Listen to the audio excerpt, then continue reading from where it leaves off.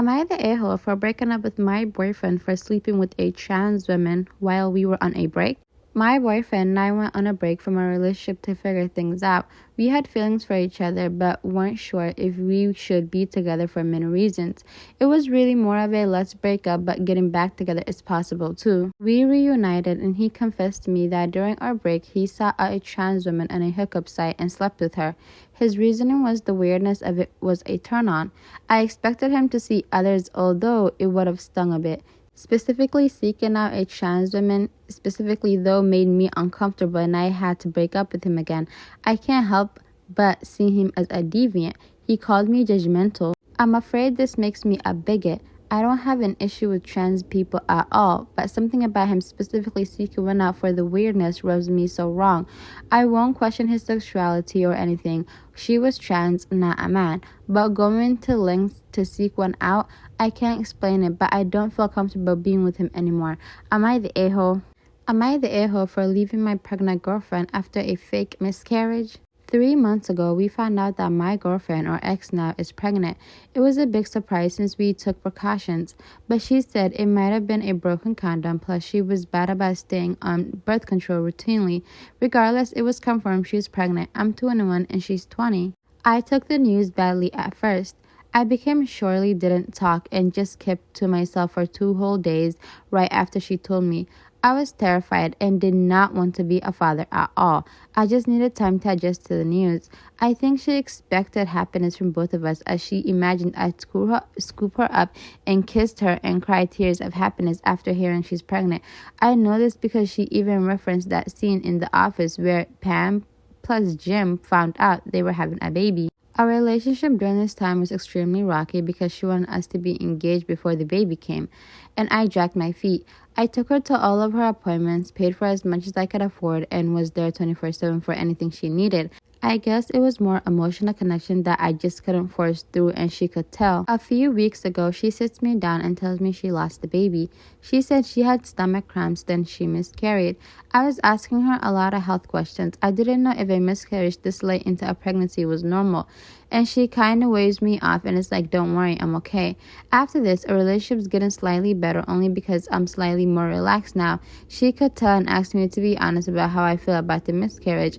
I tell her I'm sad it's happened so suddenly and mostly still worried for her, but deep down I am really relieved because I 100% wasn't ready to be a father. Wrong answer. She starts screaming, crying, throwing things at me. She says she's not miscarried, that it was a test to see my dedication, that I failed it completely.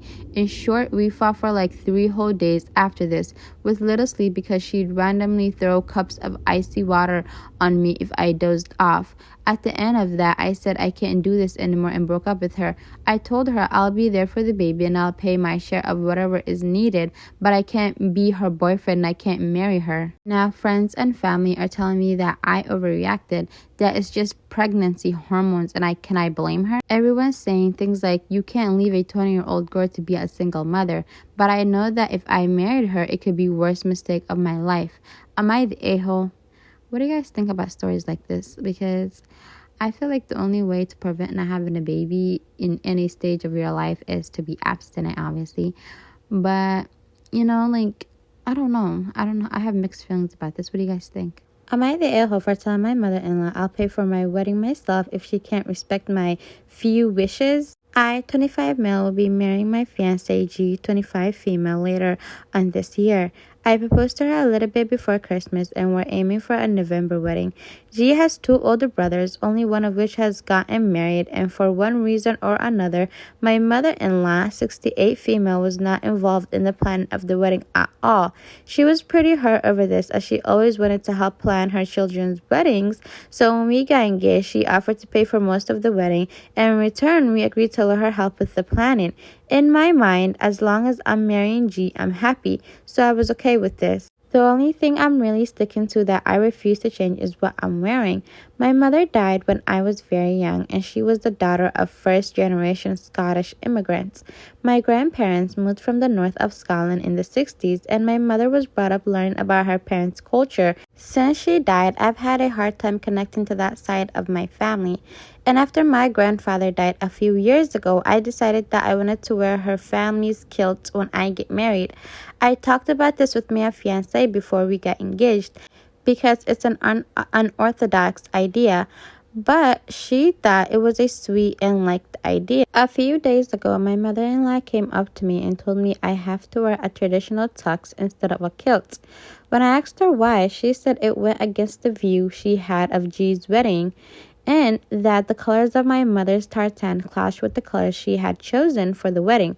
When I told her that this was pretty much the only thing I'm unwilling to budge on, she brought up how she's paying for most of the wedding and wearing a tux is the least I could do. When I brought up this to G, she echoed the sentiment her mother had made about paying for the wedding.